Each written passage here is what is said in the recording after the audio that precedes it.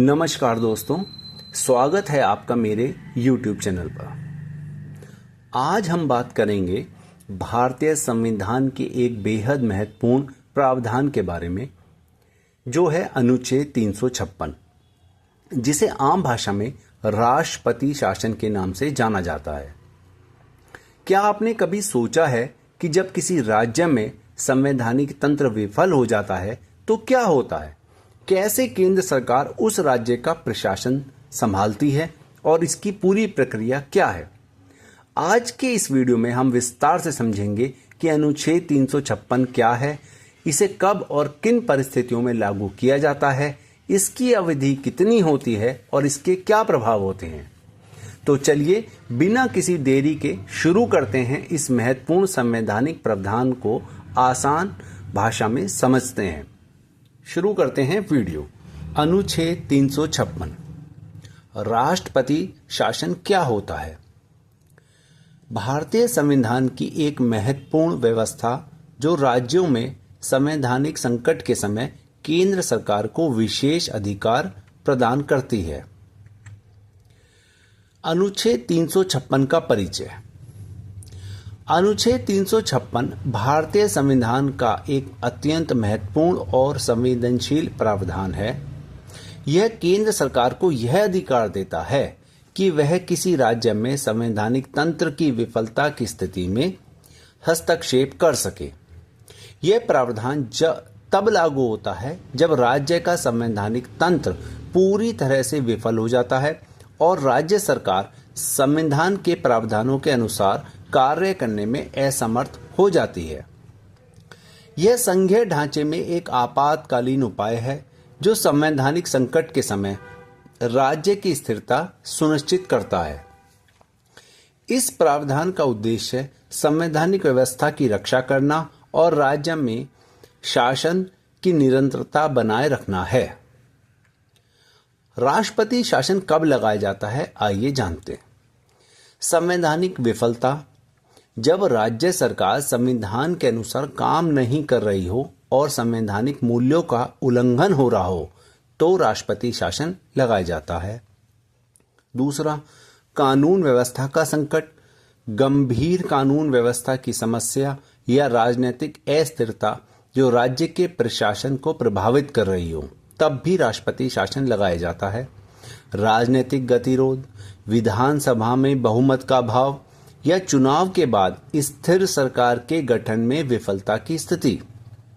राज्यपाल की रिपोर्ट: राज्यपाल द्वारा राष्ट्रपति को भेजी गई विस्तृत रिपोर्ट के आधार पर राष्ट्रपति कार्यवाही करते हैं। राज्यपाल की रिपोर्ट में राज्य की वास्तविक स्थिति, संवैधानिक तंत्र की विफलता के कारण और राष्ट्रपति शासन की आवश्यकता का विस्तृत विवरण होना आवश्यक होता है। राष्ट्रपति शासन की प्रक्रिया को जानते हैं। राज्यपाल की रिपोर्ट: राज्यपाल राष्ट्रपति को राज्य की संवैधानिक स्थिति पर विस्तृत रिपोर्ट भेजते हैं। राष्ट्रपति की उद्घोषणा: राष्ट्रपति रिपोर्ट की समीक्षा के बाद अनुच्छेद 356 के तहत उद्घोषणा जारी करते हैं। इसके बाद संसद की मंजूरी: उद्घोषणा को 2 महीने के भीतर संसद के दोनों सदनों से अनुमोदन मिलना आवश्यक है। प्रारंभिक अवधि 6 महीने की होती है, जिसे संसद की मंजूरी से बढ़ाया जा सकता है। राष्ट्रपति शासन की अधिकतम अवधि 3 वर्ष हो सकती है, लेकिन हर 6 महीने में संसद से पुनः अनुमोदन आवश्यक होता है। यह सुनिश्चित करता है कि राष्ट्रपति शासन अनिश्चित काल तक जारी न रहे और संसदीय निगरानी बनी रहे। अनुच्छेद 356 के तहत राष्ट्रपति के अधिकार को जानते हैं। शक्तियों का हस्तांतरण: राज्य सरकार की सभी कार्यकारी और विधायी शक्तियां केंद्र सरकार को हस्तांतरित हो जाती हैं। राष्ट्रपति इन शक्तियों का प्रयोग या तो स्वयं करते हैं या राज्यपाल के माध्यम से करते हैं। आकस्मिक प्रावधान: राष्ट्रपति को राज्य के प्रशासन के लिए आवश्यक कोई भी आकस्मिक या सहायक प्रावधान बनाने का अधिकार है। यह सुनिश्चित करता है कि राज्य का प्रशासन सुचारू रूप से चलता रहे। विधानमंडल को भंग करना। राष्ट्रपति को अनुच्छेद 356 के तहत यह अधिकार है कि वह राज्य विधानमंडल को भंग या निलंबित कर सकें। भंग होने की स्थिति में नए चुनाव आवश्यक होते हैं, जबकि निलंबन अस्थायी होता है। न्यायपालिका की स्वतंत्रता। राष्ट्रपति शासन के दौरान भी उच्च न्यायालय की शक्तियों पर कोई प्रभाव नहीं पड़ता है।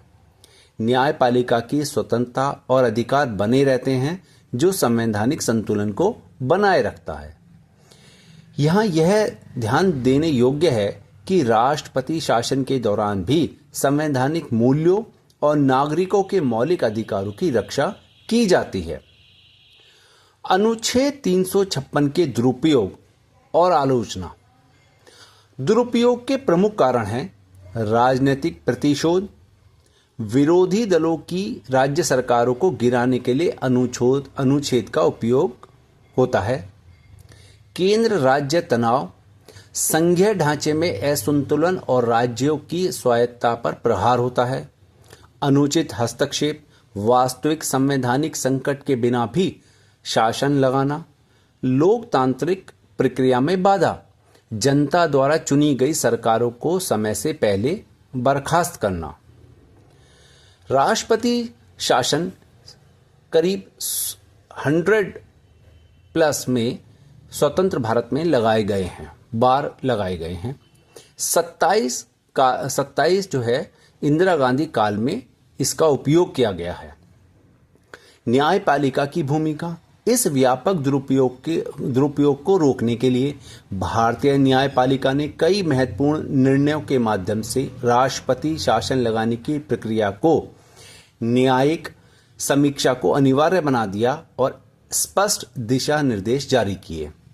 जैसा कि हमारे थंबनेल में लिखा हुआ है, क्या बंगाल में राष्ट्रपति शासन लगेगा, तो उसका मेन मोटिव या लिखने का कारण ये है कि राजनीतिक जो चल रहा है, उतार चढ़ाव चल रहा है केंद्र सरकार और राज्य सरकार के बीच में, यह एक केंद्र राज्य तनाव का संघीय ढांचे में असंतुलन और राज्यों की स्वायत्तता पे जो चल रहा है, उसकी वजह से हमने इसको उपयोग में लाया है। सुप्रीम कोर्ट का SR बोमई केस 1994। यह निर्णय भारतीय संवैधानिक इतिहास में एक ऐतिहासिक मोड़ था। इसने अनुच्छेद 356 के दुरुपयोग पर अंकुश लगाया और संघीय लोकतंत्र को मजबूत किया। न्यायिक समीक्षा हुई। सर्वोच्च न्यायालय ने यह स्पष्ट किया कि राष्ट्रपति शासन की उद्घोषणा न्यायिक समीक्षा के अधीन है और न्यायालय इसकी वैधता की जांच कर सकता है। दूसरा, फ्लोर टेस्ट अनिवार्य। किसी भी राज्य सरकार को बर्खास्त करने से पहले विधानसभा में फ्लोर टेस्ट, जिसे हम बहुमत परीक्षण कहते हैं, कराना अनिवार्य है। यह सुनिश्चित करता है कि सरकार के पास वास्तव में बहुमत है या नहीं। मनमानी पर रोक। न्यायालय ने यह स्पष्ट किया कि मनमानी या राजनीतिक कारणों से राज्य सरकारों को बर्खास्त नहीं किया जा सकता। केवल वास्तविक संवैधानिक विफलता की स्थिति में ही यह शक्ति प्रयोग की जा सकती है। 3 वर्ष की अधिकतम सीमा है। राष्ट्रपति शासन की अधिकतम अवधि 3 वर्ष निर्धारित की गई है और इस अवधि के भीतर नए चुनाव कराना आवश्यक बनाया गया है। SR बोमई केस का प्रभाव। इस निर्णय के बाद से राष्ट्रपति शासन लगाने की घटनाओं में काफी कमी आई है और संघीय ढांचे में राज्यों की स्वायत्तता को अधिक सम्मान मिला है। कुछ ऐतिहासिक उदाहरणों से समझते हैं। 1951 पंजाब की कम्युनिस्ट सरकार को भारत में पहली बार राष्ट्रपति शासन लगाया गया। यह स्वतंत्र भारत में अनुच्छेद 356 के प्रयोग की पहली घटना थी, जिसने भविष्य के लिए एक मिसाल कायम की। दूसरा, 1977, जो सब जानते हैं, आपातकाल के बाद इंदिरा गांधी की सरकार के पतन के बाद नई जनता पार्टी ने कई कांग्रेस शासित राज्यों में राष्ट्रपति शासन लगाया। इसे राजनीतिक प्रतिशोध के रूप में देखा गया और इसने अनुच्छेद 356 के दुरुपयोग की बहस को तेज कर दिया। 1992 में उत्तर प्रदेश, बाबरी मस्जिद विध्वंस के बाद उत्तर प्रदेश में राष्ट्रपति शासन लगाया गया। यह सांप्रदायिक तनाव और कानून व्यवस्था की गंभीर स्थिति के कारण था। इसके साथ ही 3 अन्य भाजपा शासित राज्यों में भी राष्ट्रपति शासन लगा। इन ऐतिहासिक उदाहरणों से यह स्पष्ट होता है कि अनुच्छेद 356 का प्रयोग विभिन्न परिस्थितियों में किया गया है, कभी वैध संवैधानिक कारणों से तो कभी विवादास्पद राजनीतिक कारणों से। इतिहास हमें सिखाता है कि शक्ति के साथ जिम्मेदारी आती है। राष्ट्रपति शासन का प्रभाव जानते हैं। प्रशासनिक नियंत्रण में बदलाव। राज्यपाल राज्य के संपूर्ण प्रशासन का नियंत्रण संभालते हैं और केंद्र सरकार के निर्देशों पर कार्य करते हैं। सभी प्रशासनिक निर्णय राज्यपाल के माध्यम से लिए जाते हैं। मंत्रिमंडल की बर्खास्तगी हो जाती है। मुख्यमंत्री और संपूर्ण मंत्रिमंडल को तुरंत बर्खास्त कर दिया जाता है। सभी मंत्री अपने पद और अधिकार खो देते हैं और राज्य का प्रशासन राज्यपाल के हाथों में आ जाता है। विधानमंडल का भंग या निलंबन। राज्य विधानमंडल को भंग या निलंबित कर दिया जाता है। भंग होने की स्थिति में विधायक अपनी सदस्यता खो देते हैं, जबकि निलंबन की स्थिति में केवल विधानमंडल की कार्यवाही रुक जाती है। केंद्रीय नियंत्रण। राज्य का प्रत्यक्ष प्रशासन केंद्र सरकार द्वारा किया जाता है। राज्य के बजट, नीतियों और महत्वपूर्ण निर्णयों पर केंद्र का पूर्ण नियंत्रण होता है। संसद राज्य के लिए कानून बना सकती है। राष्ट्रपति शासन के दौरान राज्य की लोकतांत्रिक प्रक्रिया अस्थायी रूप से निलंबित हो जाती है, लेकिन संवैधानिक मूल्यों और नागरिकों के अधिकारों की रक्षा जारी रहती है। निष्कर्ष जो निकलता है पूरा इस हमारे संदर्भ से, अनुच्छेद 356 का महत्व और सावधानी। संवैधानिक उपकरण का महत्व। अनुच्छेद 356 भारतीय संविधान में एक आवश्यक आपातकालीन प्रावधान है। यहाँ जरूरी है ये शब्द आपातकालीन प्रावधान है, जो संवैधानिक संकट के समय राज्य में स्थिरता लाने का महत्वपूर्ण उपकरण है। यह संघीय ढांचे में केंद्र को राज्य की संवैधानिक विफलता से निपटने की शक्ति प्रदान करता है। न्यायिक नियंत्रण की आवश्यकता। दुरुपयोग से बचाव के लिए न्यायिक नियंत्रण और संसदीय निगरानी अत्यंत आवश्यक हो जाती है। एसआर बोमई केस जैसे ऐतिहासिक निर्णयों ने यह सुनिश्चित किया है कि इस शक्ति का प्रयोग मनमाने ढंग से नहीं किया और संघवाद की रक्षा के लिए संतुलित उपयोग जरूरी है। संवैधानिक मूल्य समझदारी से लागू कर भारत के संवैधानिक मूल्यों को मजबूत बनाना चाहिए। संघवाद और लोकतंत्र का संतुलन। अनुच्छेद 356 को केवल अंतिम उपाय के रूप में ही प्रयोग किया जाना चाहिए, न कि राजनीतिक लाभ के लिए। साफ साफ है, भारत के लोकतांत्रिक और संघीय ढांचे की रक्षा के लिए यह आवश्यक है कि इस शक्ति का प्रयोग संवैधानिक भावना और जिम्मेदारी के साथ किया जाए। राज्यों की स्वायत्तता का सम्मान करते हुए और केंद्र राज्य संबंधों में संतुलन बनाए रखते हुए ही भारत का संघीय लोकतंत्र मजबूत हो सकता है। तो दोस्तों, आज के इस वीडियो में हमने विस्तार से समझा कि अनुच्छेद 356 क्या है, राष्ट्रपति शासन कब और कैसे लागू होता है और इसका भारतीय संविधान में क्या महत्व है। उम्मीद है कि यह जानकारी आपके लिए उपयोगी रही होगी। अगर आपको यह वीडियो पसंद आया हो तो लाइक जरूर करें, शेयर करें अपने दोस्तों और परिवार के साथ, सब्सक्राइब करें और बेल आइकन दबाएं ताकि आप हमारी आने वाली वीडियो मिस न करें।